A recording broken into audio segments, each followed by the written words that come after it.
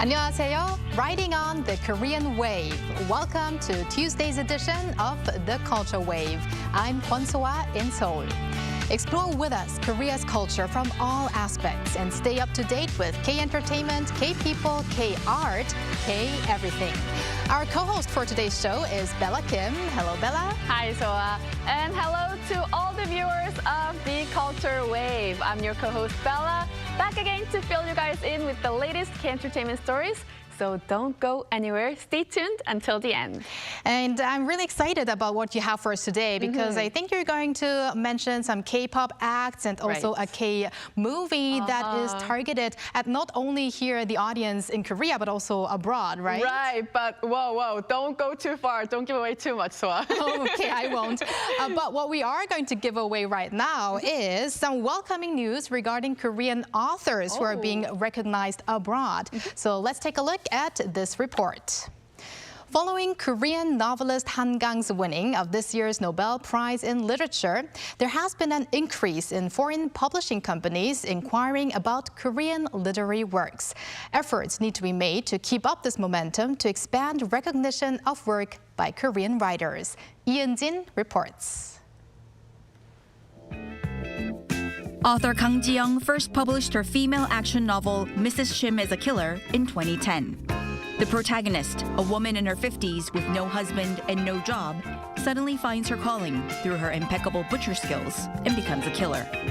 This cult bestseller is now set to be published internationally. Mrs. Shim is a Killer will be published by Doubleday in the UK and by Harper in the US in the spring of 2026. Translation rights have also been sold to over 10 countries. We continue to get inquiries from Asian and South American countries, so I think exports will expand further. Basically, the narrative and story are interesting. There's a universal story that is relatable. I think the best part of the book is that it has a Korean sentiment baseline. Writer Song Yoo-jung can look forward to the publication of her first novel, The Memory Bookshop, after 6 years of writing web novels. Major publishing company HarperCollins has acquired global English rights for Song's latest work, signing a contract worth over $70,000 with her. HarperCollins said the novel will be published in hardback in August 2025. Publishers around the world understood the underlying universal emotions between mother and daughter. There was even a world-famous editor who said the book brought them to tears. This trend in the publishing industry of recognizing Korean literary works took off at the Frankfurt Book Fair, the world's largest annual trade fair for books, held over 5 days in mid-October. And at this year's fair, inquiries for publishing rights for Korean works increased 3 to 4 times from previous years. This has triggered greater support from the domestic publishing industry and related organizations. They are planning various projects, starting with higher participation in overseas book exhibitions, as well as for translation. In 2014, we supported novelist Han Kang in her participation at the London Book Fair, where she met with Deborah Smith, a British translator of Korean fiction.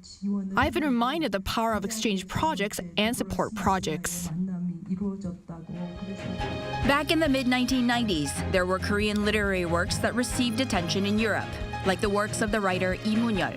But that popularity didn't last long. And for that reason, long-term measures need to be taken to expand the basis of reading and literary works so that the achievement of a Korean novelist's Nobel Prize in Literature builds momentum and is not only a special event that will fade away. Jin, Arirang News. That exactly is what we are hoping for, that the momentum continues. Now, Bella, it's already been a month since the announcement of Han Kang's win of the award. Right, time definitely flies. I can't believe it's already been a month. Right, and Bella, do you remember that a month ago, we promised each other to read more? Right, about that. Well, I'm getting there because, you know, I plan to borrow one of Han Kang's novel from Seong the other week. A few weeks ago, we talked about it in Trend Vibes. Right. So I'm on my way slowly but surely. How about you, So-ah? Well, to be honest, I am trying, and I am going through my second read of The Vegetarian after I started it, I think, 7 or so years ago. You're better than me. No, I'm still at like the fifth page or so, to be honest. However, while we still have to push ourselves to read more, I'm glad that we are seeing this swift response from these publishers abroad. So let's hope that this translates into a better environment for domestic writers as well as publishers. I definitely hope so too. All right, and now let's go over to our AI anchor Ari for other culture-related news. Welcome to the Culture Wave AI News. Let's jump right into our first story of the day.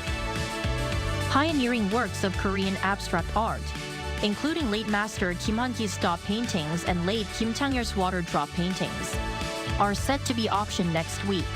Seoul Auction will showcase various artworks valued at over $5.9 million, including the legendary blue dot paintings by Kim Han-gi. At its Gangnam Center next Tuesday, K-Auction will hold a separate event the following day at its Shinsadong headquarters, offering over 130 pieces valued at around $6.7 million. The auction pieces are available for free viewing at the K-Auction exhibition space until the 20th. The southeastern city of Gyeongju has topped this year's list of Korea's best summer vacation spots. Often called the Museum Without Walls, Gyeongju is renowned for its rich cultural heritage and historical significance. Located in Gyeongsangbuk-do Province, according to a survey by travel research firm Consumer Insight on some 17,000 people who traveled domestically this summer, Gyeongju claimed the top spot for the first time based on a wide range of criteria. Sancheong County in Gyeongsangnam-do and Pyeongchang in Gangwon-do tied for second place, followed by Suncheon in Jeollanam-do Province. The Pyeongchang Highland Kimchi Festival has kicked off in Pyeongchang County, Gangwon-do Province.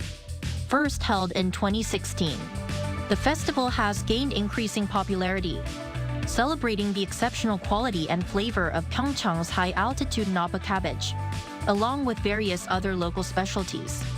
This year's event has attracted over 4,200 pre-registered groups, with large crowds flocking in to make kimchi using the finest ingredients from Gangwon.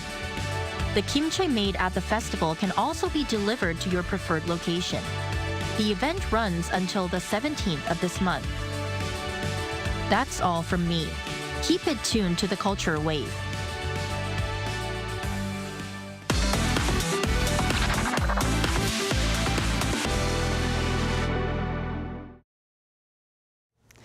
Time for some K-Entertainment news with Bella Kim. Bella, you're back, and we're going to have a comeback story. Right, I'm back, and we do have a comeback story. NCT Dream released its fourth full-length album, DREAMSCAPE, on Monday. The album aims to portray a dreamlike landscape after escaping from a dark reality. DREAMSCAPE features a total of 11 tracks of various genres, including the title track, When I'm With You. The two of the members, Mark and Haechan, actually participated in the album making, completing the album with NCT Dream's own unique stories. And meanwhile, NCT Dream's ongoing world tour, 2024 NCT Dream World Tour, will conclude with an encore concert that will be held in Gocheok Sky Dome in Seoul, starting from November 29th. Yes. All right. It's always exciting to hear about new albums and new comebacks, but we're not done yet. We have another comeback. Yes, that's right. Another K-pop boy group, ENHYPEN, returned on Monday with their second full album, repackaged Romance Untold Daydream. The album includes 2 of the new tracks. The titles are No Doubt and Daydream, as well as 10 songs from their previous second full-length album, Romance Untold. In this album, ENHYPEN explores the theme of daytime dream, where one realizes a deeper love in the absence of you. Me? Yes. Maybe you. Everyone. You, yes. One of the members, Hee-seung, said that the album explores deeper emotions and is richer in flavor. So that's very exciting. And this year has been hotter than ever for ENHYPEN as they reached #2 on the US Billboard 200, achieved double million seller status in their first week, and are consistently hitting the new career highs with each comeback. So we continue to look forward to their future activities. Definitely, it seems like the best year for them with these many milestones. Right. But we're going to end now Well, not with K-pop, however, a K-movie. Right, K-movie release. Internationally acclaimed Korean director Bong Joon-ho's new film, Mickey 17, has been postponed again and is now set to be released in April next year. This date change is aimed at reaching a wider audience over the Easter holiday, because Easter is in April, so they aim to, release on that day to gain more audiences. And this is not the first time, actually, the film has been postponed. It was originally set to be released in March of this year, but it was delayed due to the U.S. writers' strike to January of next year, and now has been rescheduled again to April 18th, 2025. So mark your calendar, April 18th, 2025. Mickey 17, starring Robert Pattinson and Steven Yeun, is Bong Joon-ho's first project comeback since the Oscar-winning Parasite in 2019. And this new film is science fiction film adapted from Edward Ashton's novel, Mickey 7. So we should mark our calendars, but we hope that it's not going to be another postponement awaiting us. But since it's the first one after Parasites in 2019, looks like it's going to be the first one in more than 5 years or 6 years. Right, so definitely. Lots to wait for Bong Joon-ho fans. And a lot of movie fans are definitely waiting for this film. So please don't delay it this time. All right, let's hope they are listening. Okay, thank you very much, Bella, for those K-Enter News. You're very welcome.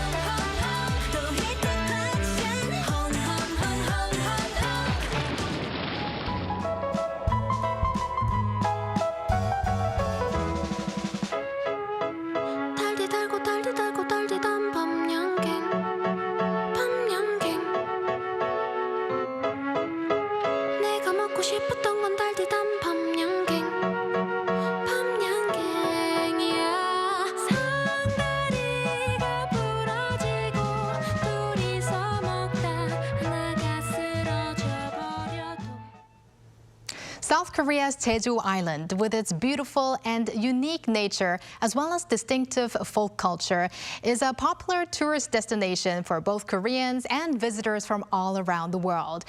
But there's more to the island if you take a deeper look. In today's Hallyu People segment, we connect live to a Danish visual artist, Jane Jin Kaisen, who explored Jeju Island and turned her experience into pieces of art. Hello, Jane. Hi, Jane. Hi, nice to meet you, and thank you for having me. Thank you for joining us. Now, Jane, we first off want to start off by congratulating you on being selected as one of the nominees for this year's Korea Artist Prize by the National Museum of Modern and Contemporary Art, Korea. Wow, congratulations. Right, so how do you feel about this? Thank you.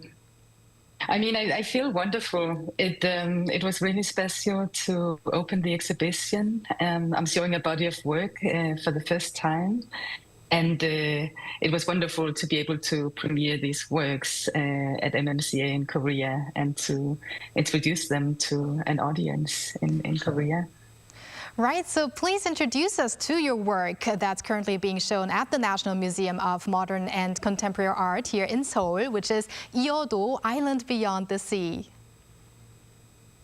Yeah, so Ieodo, Island Beyond the Sea is a presentation of 7 video works that I completed recently within the past 2 years.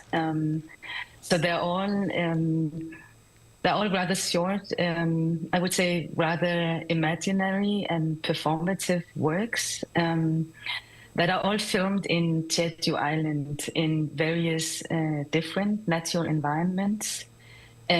So, for example, some of them are filmed by the coast, some of them are underwater films, some of them are filmed in more mountainous landscapes, one in a lava cave.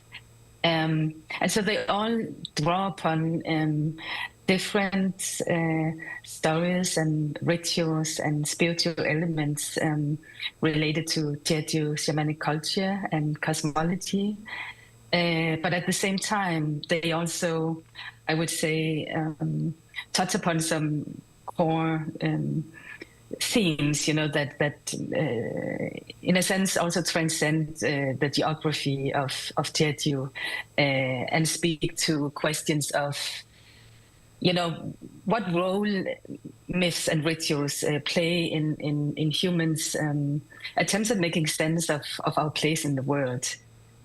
Wow. That sounds beautiful just by listening to it and very interesting. What do you wish for exhibitors to take away from Ieodo? And is there anything in particular that should be given extra attention to? Yeah, I mean, Ieodo is a Jeju mythical term, a concept that I was drawn to. It cannot be reduced to a single meaning, but among other things, it connotes a liminal space or an island beyond the sea. So it's both a term that is associated with the afterlife and in some ways speak to, also people's, to the particular condition of Jeju, of people who have been abandoned or shipwrecked. But it also connotes a sense of hope or aspiration, maybe of a society to come. And I think for me, when I was conceiving the works, I was thinking a lot about how we're faced with major challenges. I mean, climate crisis, social polarities, war, forms of injustice, and in some ways a collapse in meaning, and in some ways I was thinking about with the works, what other stories are there to navigate by? Are there other ways of relating to each other? So I think in many ways the works try to highlight that, try to highlight different kinds of connection between people of different generations, our relationship to life and death, so they're also very, I would say, fundamental works in sort of dealing with major questions of reality. Wow, very diverse aspects you just mentioned that really make you try to imagine of what you're trying to convey to the visitors. So really makes people to want to go to the exhibition to really understand your art. And Jane, if I'm correct, this is not the only time that you're using Jeju-do Island as a motive. Please tell us about your connection to Jeju and what you find fascinating or intriguing about the island.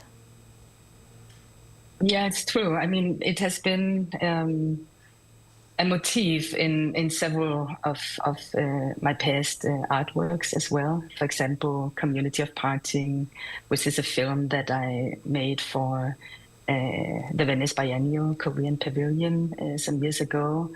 And Reiterations of Dissent, which was a larger film project concerning the memories of the Jeju massacre. So, I mean, on the one hand, I have a personal connection to Jeju as a space. I was adopted to Denmark as a very young child, but my birth family still live in Jeju Island. So it's a place that I have returned to over the past 20 years. And for periods of time, I also lived in Jeju. And I think, I mean, beyond this personal connection, I think Jeju is a space that has a very rich and complex political history, spiritual culture. And so I think I've been drawn to some of these aspects and drawn to, looking at, not only Korea, but also the region from the lens of Jeju as an island space is very interesting. And so it's something, in that sense, also nature has been something that I have been returning to a lot in more recent years. Also in asking, perhaps what are more sustainable ways in which we can relate to each other, to nature. And I think actually there's a kind of very interesting and rich sort of cultural heritage in Jeju that also speak to this. So, yeah. Jeju is definitely an interesting island to look at, and I see those few connections that you have with Jeju. Now, if we look at your works deals with themes such as memory, migration, border, and translation. What would you say is behind these preferences? I think, I very much, I would say my works in some ways very much draw from both personal experience, but also try to connect that to larger, I would say, political histories, to cultural issues. So for me, these have been questions that have been, in some ways, necessary to deal with. I think speaking at first to also an experience of diaspora, of migration, of what it means to mediate, I would say in a sense from the thresholds of different cultures and languages and experiences has been something that, I have been committed to. Now, Jane, we want to shift gears a little bit. Now, since the 2000s, Korean pop culture has become increasingly popular around the world. And now the Hallyu craze really is everywhere, I believe, probably also in Denmark. But how well do you think Korean art is being recognized on the global stage? Well, I think as you say, Korean culture in general has really gained global attention. I think that has to do with, economic power, not only in the case of Korea, but in general. And this also spills over, I think, to art and visual, the visual arts as well. I think one of the things that I find really interesting and positive is that we're beginning to see more depth and nuances in terms of the cultural productions that are being recognized and circulated. So for instance, with Hangang's recent Nobel Literature Prize, also a poet like Kim Hae-sun, I think has been interesting to see how these figures are becoming more recognized for works that are also very, I would say, feminist and political and formally very experimental, so it's interesting to see that it's not only mainstream Korean popular culture that is gaining recognition internationally, but also these more sort of edgy contributions. Right, definitely some development we're seeing. Right, and we definitely look forward to art now spreading around the globe. Now, your work is on Jeju. Do you have any plans to, come back to Korea for your artistic activities? And if yes, would you continue your exploration of Jeju? Or is there any other themes that you're looking forward to going back and forth with Korea and Denmark? Yeah, I definitely will return to Korea and to Jeju, and I have a feeling also that in some ways I will continue to, work with these locations. But I don't have anything, immediately sort of planned in terms of filming in Jeju. We hope that you're going to give us some heads up later if you do come to Jeju and Korea. Now, one final question, Jane. What is your ultimate goal, if I may ask, that you hope to achieve with your art, and what are your plans to get there? And finally, also, please, a few words for your fans globally. I mean, I think, I guess with my artistic works, I hope that they can contribute to a dialogue, to reflection around the themes, that they engage. I hope that they can somehow participate also in, I think, just broadening and nuancing people's perspectives and imagination. All right, thank you very much, Jane, for today's talk and also for your inspiring work. Thank you. And that brings us to the end of Tuesday's edition of the Culture Wave. Thank you, Bella, as always. You're welcome. And I'll be back on Thursday. All right, see you on Thursday. Thank you for spending the past half an hour with us on the Culture Wave, and hope you join us again on Wednesday at 2 p.m. Korea time, and maybe one day here in Korea.